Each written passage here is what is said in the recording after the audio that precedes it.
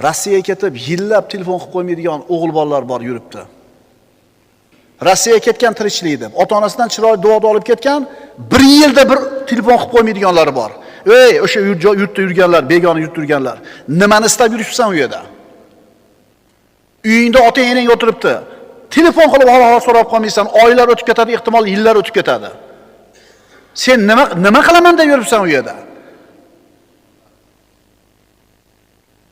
Silay rahim, qarindoshlikda holidan xabar olishlik. Hech bo'lmasa telefonda telefon qilib opangizga, xolangizga, ammangizni, tog'angizga bir so'roq so'rab qo'ying. Mana rizqni ziyoda bo'lishiga sabab bo'lgan ish. As-sodiqul masduq bo'lgan payg'ambarimiz sollallohu alayhi vasallam aytibdilar. Bismillahirrohmanirrohim. Innal hamdalillahi nahmaduhu va nasta'inuhu va nastaghfiruh va na'udzu billahi min shururi anfusina va min sayyiati a'malina.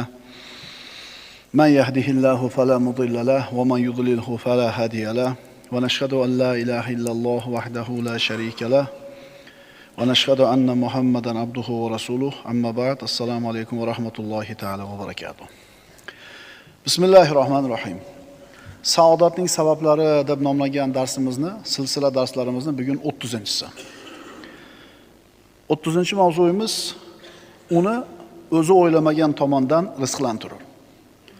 Rizq masalasi birodarlar doim dolzarb mavzu bo'lib kelgan. Rizq juda ko'p odamlarning asosiy birinchi o'rindagi g'amiga aylanib qolgan. Hamma zamonda, hamma makonda yashagan odamlarni bu mavzu o'ylantirgan. Albatta odamga tirikchilik kerak. Uy kerak, kiyim-kechak kerak, oziq-ovqat kerak, oila kerak, mashina kerak, uy-joy kerak, xullas tirikchilik kerak. Endi mana shu rizq masalasida, tirikchilik masalasida odamlarni hammalarini tasavvurlari har xil. Modomiki shariatimiz siz bilan bizni har bitta qiladigan ishimizga, hayotimizda uchraydigan har bitta masalaga javobi komil bo'lgandan keyin tabiiy suratda rizq haqida ham shariatimizning ko'rsatmalari aniq ravshan.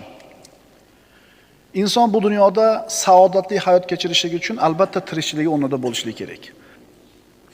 Ammo saodatni faqat mana shu puldan, pulni ko'pligidan, boy bo'lishdan deb o'ylaydigan odamlar ham bor. Bunaqa odamlar o'lchov tushunchasi, tasavvuri noto'g'ri bo'lganligi uchun hamma narsani pul hal qiladi deb o'ylashadi. Qaysi narsani pul hal qila olmasa deydi, uni katta pul hal qiladi deydi.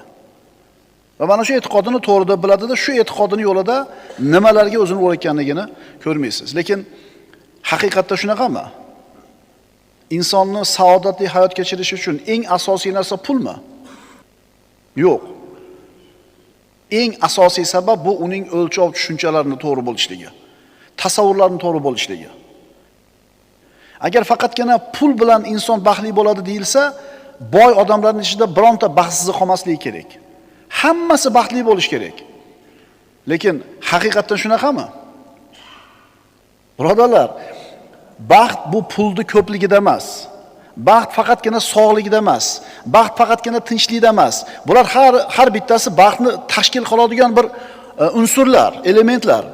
Baxt birodarlar o'lchov tushunchani to'g'ri bo'lishligida.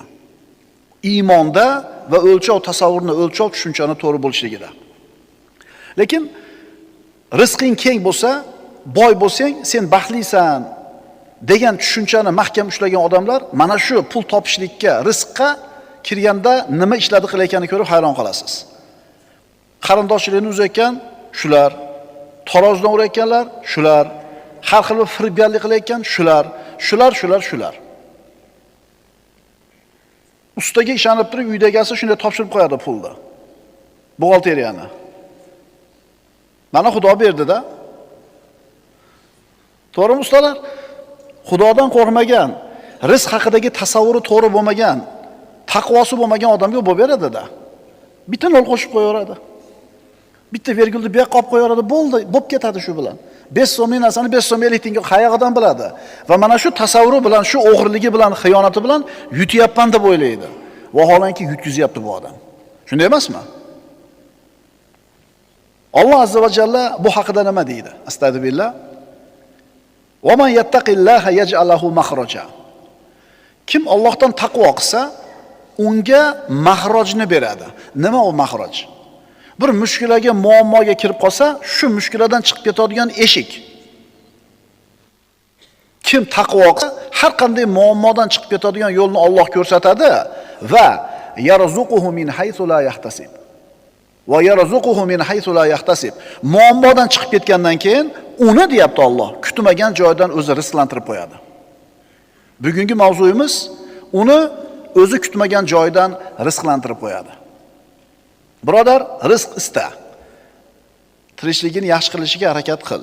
Chunki pul topaman, bola chaqa boqaman deb tirikchilikka ko'chaga chiqishliging o'zi bu mahmud ish, maqtalgan ish. Bola chaqani boqaman deb ko'chaga chiqqanliging o'zi ibodat. Ha, rizq izla. Bu ibodat o'zi asli. Lekin ochko'z bo'lma. Uni kutmagan joydan o'zi rizqlantirib qo'yadi. Birinchi xulosamiz shu. Ikkinchi xulosamiz rizq izla, lekin ochko'z bo'lma. Rizq haqida bilishimiz kerak bo'lgan muhim narsalarning birinchisi, siz bilan biz hali dunyo yuzini ko'rmay turib, onamizning qornida 121 kunga to'lgan kunimizda farishta kelib rizqimiz bilan ajalimiz yozib qo'ygan. Shunga iymoningiz komil bo'lsin, birodar. Undan ko'paymaydi ham, ozaymaydi ham. Erta ham kelmaydi, kech ham kelmaydi. 121 kunda farishta kelib rizqimizni, ajalimizni yozib qo'ygan. Payg'ambarimiz sollallohu alayhi vasallam aytadilar, biron jon o'z rizqi va umrini to'la olmagunicha o'lmaydi. Rizqingga yozgan bo'lsa shu narsa keladi senga. Ungacha o'lmaysan. 40 yil qirongachilik bo'lsa, beajal bitta chivin o'lmaydi. Deydi-yu, qo'qoradi. Endi nima bo'lar ekan? Un qimmatlab ketdi. Endi nima bo'lar ekan? Dollar ko'tarilib ketdi. Iymon qani? 70 so'mdan benzin quyapmiz, birodarlar, o'ylab ko'ringlar. Birodarlar, xotirjam bo'linglar. 100 so'm bo'lsa qo'yamiz. 500 so'm bo'lsa ham qo'yamiz. Chunki o'sha mashinani minishimiz, rizqimizga yozilganmi? Xotirjam bo'ling, g'am qilmang, birodar. O'sha 500 so'mni Alloh beradi. Ishonmaysizmi?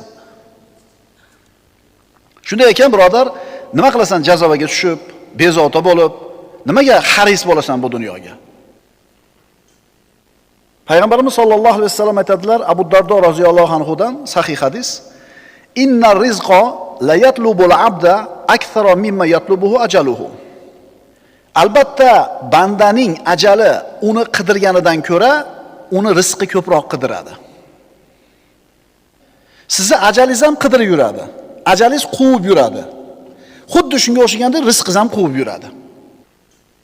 Rizqi sizni talab qiladi, xuddi ajalingiz talab qilgandaqa. Ajal adashmaydi. Yozilgan vaqtda, yozilgan joyda, yozilgan soatda oladimi?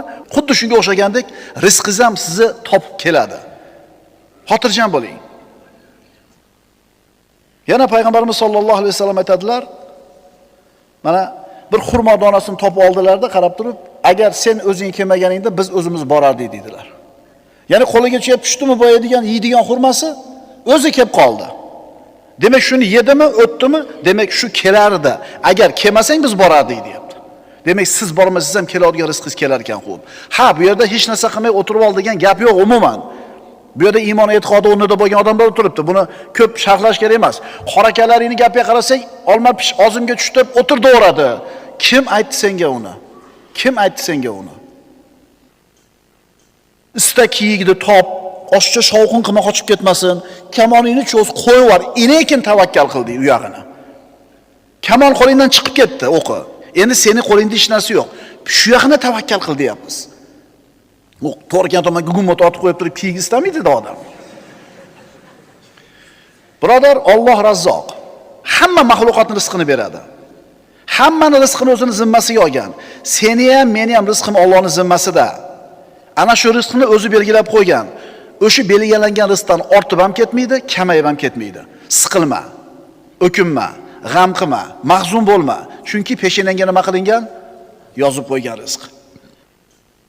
Qarang, yer ostidagi qurt-qumsqani ham rizqini kim beryapti? Alloh beryaptimi? Endi ana shu aqlsiz, ongsiz bo'lgan jonivorga rizq bergan Alloh senga rizqini bermaydimi? Siqilma, mehnat qil, sababini qil, g'am qilma. Astagfirullah.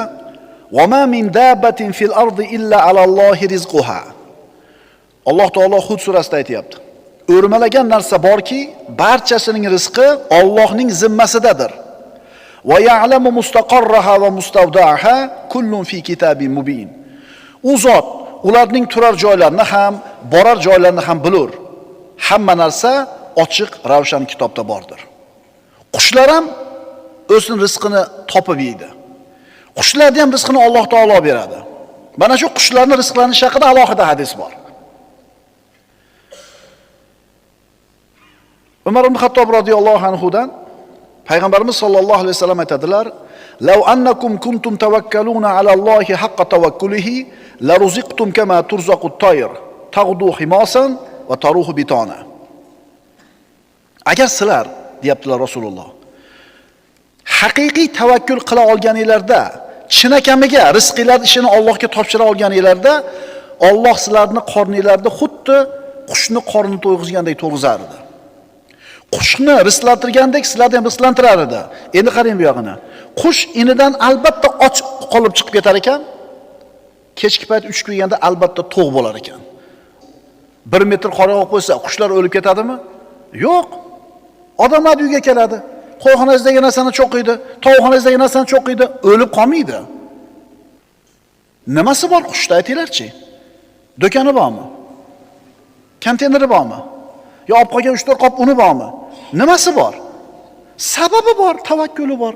Qanotini qoqib inidan chiqadi, albatta qorni to'q bo'lar ekan. Endi ana shu aqlsiz, ongsiz bo'lgan qushga rizq bergan Alloh senga rizq bermay qo'yadimi? Ha, hozir ishing yurishmayotgandir. 1 yil yarim. Sababini qilsang ham ishing yurmayapti. Qarzdan qutula olmayapsan, ishing oldiga ketmayapti. Birodar, jinday sabr qil. Ozgina sabr qil. Qushni rizqini bergan senga bermaydimi?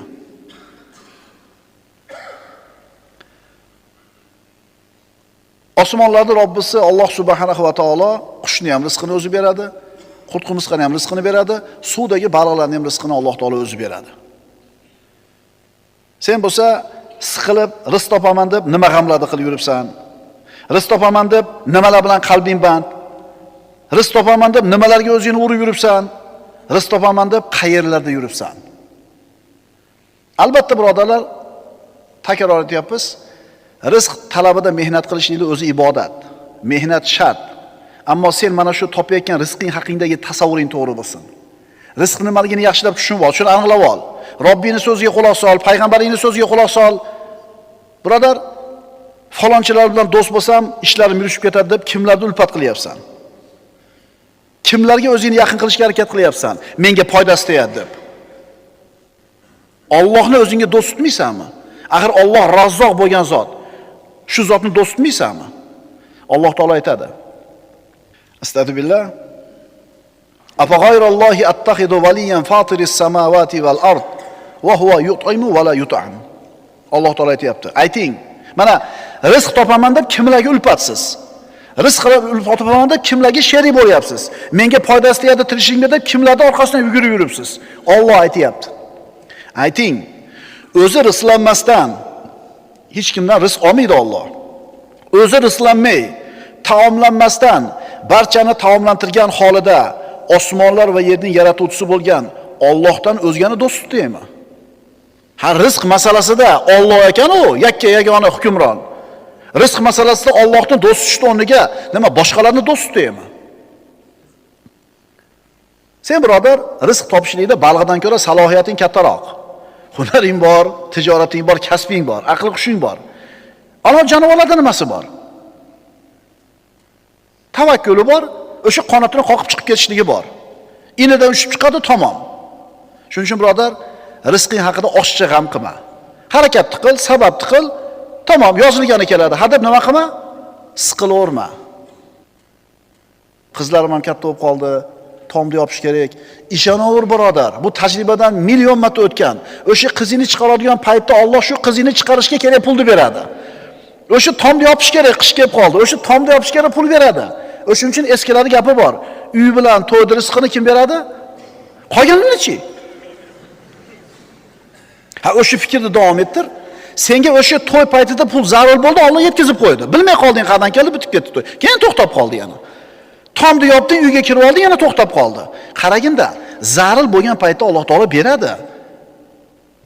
O'shuning uchun aytyapmiz-da, birodarlar, gap pulni qanchaligida emas, insonda saodatli bo'lishligi. Mana ikkita narsada, o'lchov tushunchada, tasavvurda. Inson nima sababdan rizqi tang bo'lib qoladi? O'zi asli. Nima sababdan mashaqqatli hayotga qoladi? Mana shu rizqi tang bo'lgandan keyin insonning qalbi albatta sakinatini yo'qotadi. Qalbi iztirobda bo'ladi. Nima sababdan deb so'rasin. Alloh bandalarga mehribon, lekin bandalar o'zi yomon. Mana endi nima sababdan tang bo'lib qoladi rizqing? Birinchi sabab, banda Allohdan uzoqlashgan paytda rizqi tang bo'lib qoladi. Rizqi tang bo'lib qoladi, kambag'al bo'lib qoladi demayapmiz. Chunki topish tutishi zo'r bo'lib turib ham tang yashashi mumkin inson. Va aksincha, topish tutishi zo'r bo'lmasa ham hayoti osuda bo'lishi mumkin. Alloh taolo aytayapti: "Va man a'rada an zikri fa inna lahu ma'ishatan donka." Kim meni eslatmamdan yuz o'girsa, bas unga tanglik hayoti bo'ladi deyapti. Hayoti tang bo'ladi, saodat bo'lmaydi. Puli bo'lib turib bo'lmasligi mumkin bu saodat. Boy, hamma yo'q yetar, lekin hayoti tang. Nima uchun tang? Allohdan yuz o'girgani uchun. Shuning uchun birodar, seni saodatini yo'q qiladigan, hayotingni tang qiladigan narsa Robbingdan uzoqlashib ketishliging. Qancha odamlar bor. Allohdan uzoqlashgani sababli kambag'allik alamini, tanglik hayotini totib ko'rgan. Qalbi o't bilan o'rtanib turadi. Ana shularda ba'zilari avval boy badavlat bo'lgan, rizqi keng bo'lgan, tanasi ofiyatda bo'lgan, zo'r yashagan. Keyin haddidan oshdi, Allohdan yuz o'girdi, namozga beparvo bo'ldi, gunoh ma'siyatga kirib ketdi. Mana endi Alloh taolo ularni mana shu fe'llari uchun keng rizqini tortib qo'ydi, salomatchiligini olib qo'ydi, faqirlik bilan, qayg'u bilan, tanglik bilan baloladi. Boshi g'alvadan, muammodan chiqmay qo'ydi. Alloh taolo aytadi: "Lekin agar ular payg'ambarlarimizni yolg'onchi qilishmaganida, biz ularga keng rizq bergan bo'lar edik, lekin ular yolg'onchi qilishdi, bas ularni o'zlari qilgan gunohlari sababli ushladik." Kim Allohning eslatmasidan yuz o'girsa, bas unga tanglik hayoti bo'lar va qiyomat kunida biz uni ikkala ko'zini ko'r holda tiriltiramiz deydi Alloh. Banda so'raydi qiyomatda: "Robbi lima hashartani a'ma va qad kuntu basira." Parvardigor, nimaga meni ikkala ko'zimni ko'r qilib tiriltirding qiyomatda? Axir ko'rar edim u deydi. Alloh taolo aytadi: "Senga mening oyatlarim kelganda yuz o'girgansan, esdan chiqargansan, fakazalikal yawma tunsa." Bugun sen ham unutilasan deydi. Birodar, seni hayotingni tang bo'lishligi, rizq masalasida siqilib bo'g'ilib yashashligingni asosiy sababi Robbingdan uzoq bo'lib ketayotganing. Zalika bi anna Alloh lam yakun mughayyiran ni'matan an'amaha ala qaumin hatta yughayyiru ma bi anfusihim va anna Alloha samiun alim. Bunga, ya'ni mana shunday bir baloga, azobga giriftor bo'lishlariga sabab Alloh bir qavmga in'om qilgan ne'matini to ular o'zlarini o'zgartirmagunlaricha o'zgartiruvchi emasligi va Alloh eshituvchi, bilguvchi ekanligidandir. Alloh bekardan bekarga olib qo'ymaydi. Qo'lingdagi kengchiligingni, sakinatli, xotirjam hayotingni o'zingdan o'tib qoladi. Xudoyim bandasiga mehribondir, va lekin bandasi o'zi yomondir. Va ma asobakum min musibatin fa bima kasabat aydikum va ya'fu an katir. Shuni shior qilib olish kerak, yigitlar. Nima musibat yetsa ustingga, o'zingni qo'ling bilan kasb qilgan ishing sababli yetadi. Yana men Alloh ko'pini kechirib turaman deyapti. 10 ta gunoh qildingiz, bittasiga jazo berdi, 9 tasini yuvoradi shu bilan. Boshingga nima musibat kelsa, o'zingni fe'ling sababli bo'ldi. Yana men ko'pini kechirib turaman gunohlaringni deydi. Va Alloh istaqomu ala tariqati lasqaynahum ma'an ghadaqa. Agar ular to'g'ri yo'lda ustuvor turishganida, biz ularni imtihon qilishlik uchun mo'l yomg'ir bilan sug'organ bo'lar edik. Demak, avvalambor birodar, Allohning hukmiga, itoatiga, shariatiga qaytishing kerak. Rizq masalasida qilishing kerak bo'lgan eng birinchi narsa shu. Qanchalar taqvodor bo'lsang, shunchalar o'zingga yaxshi. Faqat o'zingga yaxshi. Seni taqvoing Allohga kerak emas. Seni taqvoing birovga kerak emas. Uni o'zi o'ylamagan joydan rizqlantirur. Tannohiy qiyinchilikdan keyin yengillik kitobida Alloh taoloning Razzoq ekanligi haqida bir qissani keltiradi. Bir odam tirikchiligi qiyin bo'lib qoldi. Ahvoli tang, yegan hech narsasi yo'q. 2 kun och qolib ketdi. Kun botayotganida xotini aytdi: "Chiqib bir narsa topib kelmaysizmi? Ochlikdan tinkamiz qurib ketdi" dedi. Haligi kishi o'ziga bir yaqin bo'lgan tanish ayolni eslab uyiga borib holatini tushuntirdi. U ayol uydan bitta baliq olib chiqdi. Mana baliqdan boshqa hech narsa yo'q. Bu ham eskib, ozgina hidi kelib qopti. Nima qilay dedi. Baliq tashlab oladigan bo'lib qo'ygan. Haligi odam mayli shuni bo'lsa ham beraver. Ochlikdan o'lib qolaylik dedik deb uyga olib keldi. Uyga olib keldi. Eski hidi kelib qo'ygan baliq. Qorni to'q odam yemaydi. Baliqni tozaladi, qornini yoruvdi, ichidan bitta gavhar chiqdi, marvarat chiqdi. 1000 dinorga sotdi. Qarangda, uni kutilmagan joydan rizqlantiradi deyapti. Allohga duo qildi, Allohga tavakkal qildi, sababini chiqib so'radi. U baliqni tashlab yuborardi boyaga xotin uje sasib qolgan edi. Ko'rdingizmi? Alloh taolo aytadi: "Va ma bikum min ni'matin fa minalloh, thumma idza massakumud-dur fa ilayhi taj'arun." Sizlarga berilgan barcha noz-ne'matlar yolg'iz Allohdandir. Shuningdek, qachon sizlarga biron balo musibat yetsa ham, faqat ungagina iltijo qilursizlar. Rizq izla birodar, ammo unga hirs qo'yma. Rizq izla, ammo unga hirs qo'yma. Xoliq bo'lgan, roziq bo'lgan Alloh taolo hammaning rizqini ato qiladi. Loyda ichidagi qurtga ham, dengiz tubidagi baliqqa ham, osmondagi qushga ham, zulmatdagi chumoliga ham, hatto tosh ostidagi ilonga ham. Ibn Javziy go'zal bir ajib voqeani yozadi kitobida. Baland daraxt ustida bir ilon turadi, ikkala ko'zi ko'r. Alloh taolo uni ham rizqini yetkazadi. Qana qilib?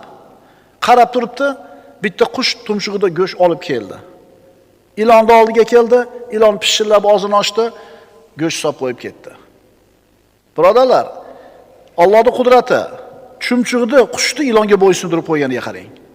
Agar sizni Alloh taolo rizqingizni keng qilishini, rizqingizni berishini xohlasa, bilmay qolasiz qanday kelib qolganligini. Ana, baliqning qonidan gavhar chiqdi-yu. Alloh azza va jalla aytadi: "Yerda suzilib yurgan har bir jonivor, osmonda qanot qoqayotgan har bir qush xuddi sizlar kabi jamoalardir. Kitobda biron narsani qo'ymay yozganmiz, keyin hammalari Parvardigorlari dargohiga to'planurlar." Maryam binti Imron Iso alayhisalomni tug'ib yotganida qachon oldiga Zakariya alayhisalom kirsa, oldida qish bo'lsa yozgi mevalar, yoz bo'lsa qishki mevalar turardi. Annalaki hada, Maryam qayoqdan kelyapti bu narsa deganida, huwa min indillah, Allohning huzuridan deb aytar edi. Birodarim, siqilma, rizqing kafolatlangan. Yozilgan kun albatta keladi. Ha, yozilgan kuni keladi. Erta ham emas, kech ham emas, shoshilma. Sabablarni qil, Allohga tavakkul qil, o'ylanma. Ayrim holatlarda rizqimga sherik bo'ladi deb farzandlarini o'ldirganlar bo'lgan. Alloh taolo aytadi: "Astagfirullah, la taqtulu auladakum min imlaq, nahnu narzuqukum va iyyahum." Ikkita oyat bor. Bolalaringizni kambag'allikdan qo'rqib o'ldirmangiz. Biz sizlarni ham, ularni ham rizqini beramiz. Ikkinchi oyatda: "Va la taqtulu auladakum khashyata imlaq, nahnu narzuquhum va iyyakum.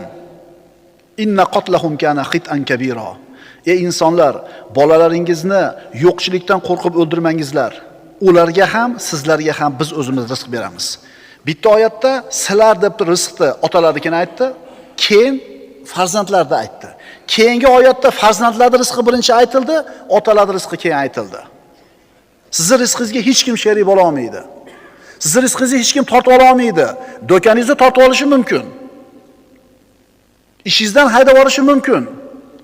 Sizni qo'lingizdan tortib olishi mumkin bo'lgan moddiy narsani tortib olishi mumkin, lekin rizqingizni hech qachon tortib ola olmaydi.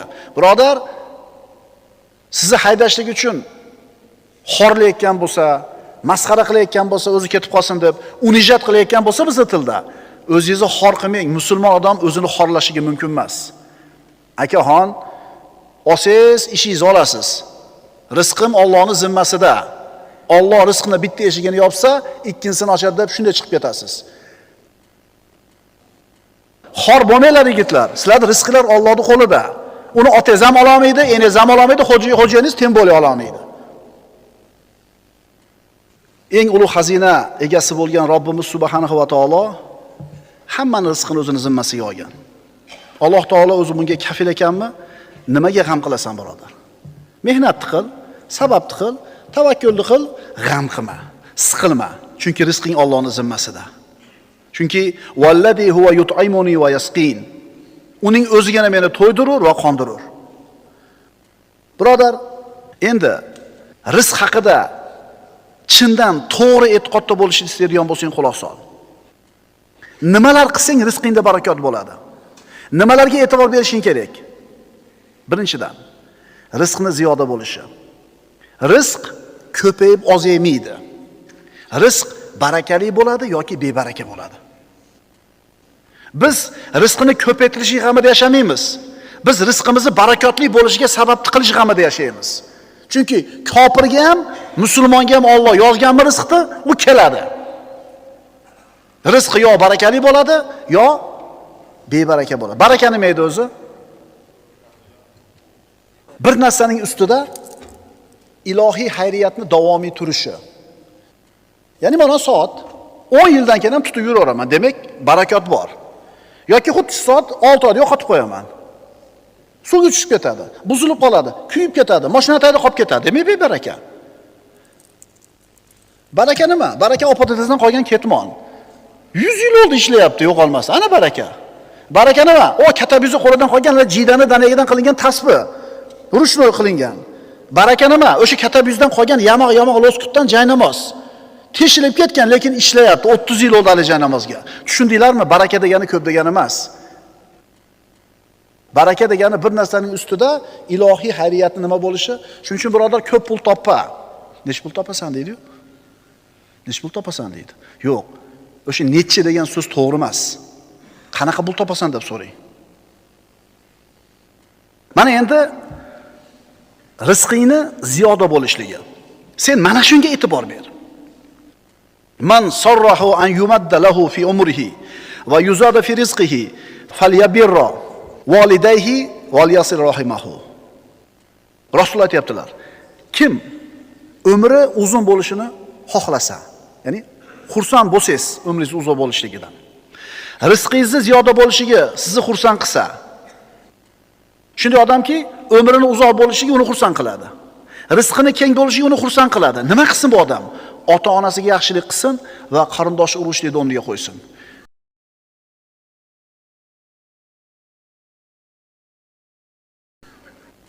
Rossiyaga ketib yillab telefon qilib qo'ymaydigan o'g'il bolalar bor yuribdi. Rossiyaga ketgan tirikchilik deb, ota-onasidan chiroyli duo olib ketgan, 1 yilda bir telefon qilib qo'ymaydiganlari bor. Ey, o'sha yurtda yurganlar, begona yurtda yurganlar, nimani istab yuribsan u yerda? Uyingda ota-enang o'tiribdi. Telefon qilib hol-ahvol so'rab qolmaysan, oylar o'tib ketadi, ehtimol yillar o'tib ketadi. Sen nima qilaman deb yuribsan u yerda? Silay rahim, qarindoshlikda holidan xabar olishlik. Hech bo'lmasa telefonda telefon qilib opangizni, xolangizni, ammangizni, tog'ingizni bir so'roq so'rab qo'ying. Mana rizqni ziyoda bo'lishiga sabab bo'lgan ish. As-sodiqul masduq bo'lgan payg'ambarimiz sollallohu alayhi vasallam aytibdilar. Musofir yurtda yurganlar, tirikchilik deb safarga chiqqanlar, ibodatni ado qilaman deb yuribsizlar. Bola chaqani boqish kerak, ibodat. Lekin ota-onalarni esdan chiqarib qo'ymanglar. Shularning duosi, shularni sizlarga qilgan xayr duolari sizlarga barakot bo'ladi. 10 yildan beri yuribdi, bitta chek qila olmadi. 15 yildan beri ishlatib, bitta tom yopa olmadi. Qarasang hech narsa qilgani yo'q, yeb ichib yuribdi. Nima qilaman? O'shga borib deydi. Senichi jannating ikkita eshik uyda turibdi, otang bilan ening. Yetib olmayapsan bu yoqda ishda?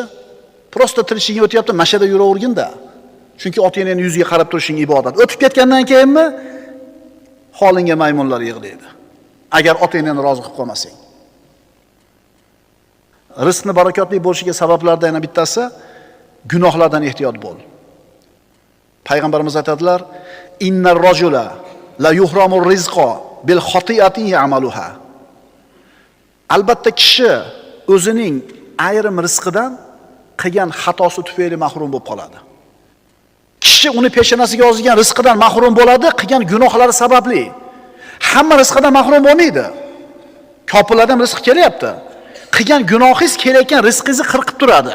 Barakasini, xayriyatini, kengchiligini. Alloh yo'lida infoq qil. Va ma anfaqtum min shay'in fa huwa yukhlifuhu va huwa khayrur roziqin. Robbing aytayapti. Nimani infoq ihson qilsanglar, Alloh uni o'rnida to'ldirib turadi. U rizq beruvchilarning yaxshirog'idir. Qaranglarda, Alloh aytayapti, Alloh yo'lida infoq qilsang, o'rnini to'ldirib qo'yaman deyapti.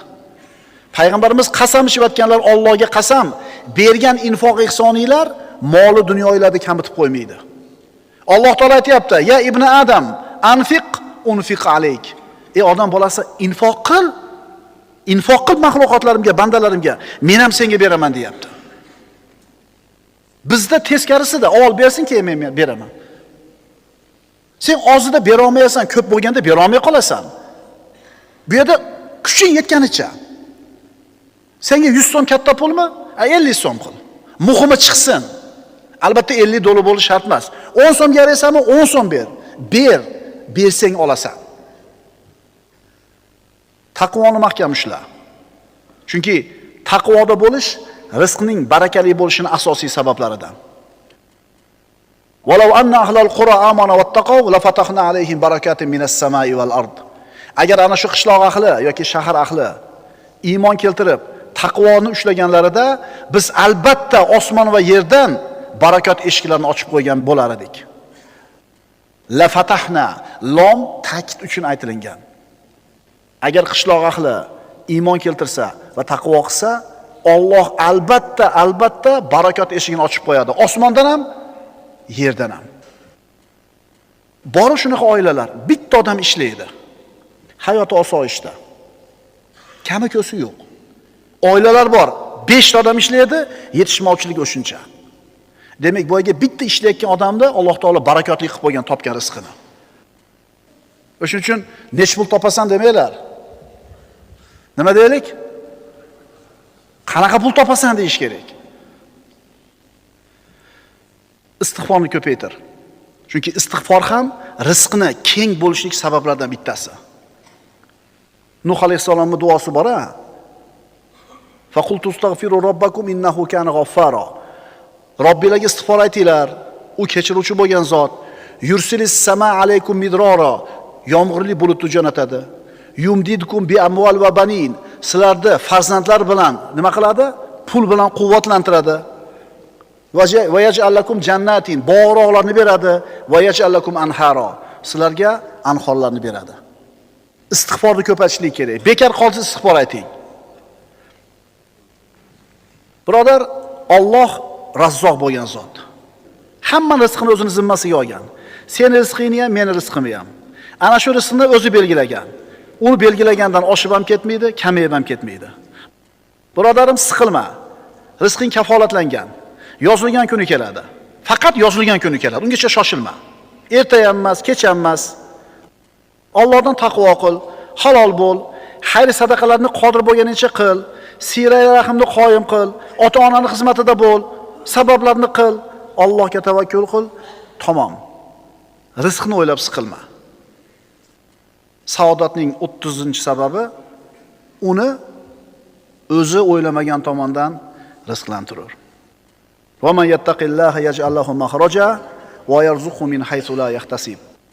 Kim Allohdan qo'rqsa, u zot uning uchun chiqar yo'lni paydo qilur har qanday mushkuladan va uni o'zi o'ylamagan tomonidan rizqlantirur. Aqulu qawli hada va astagfirulloha li va lakum.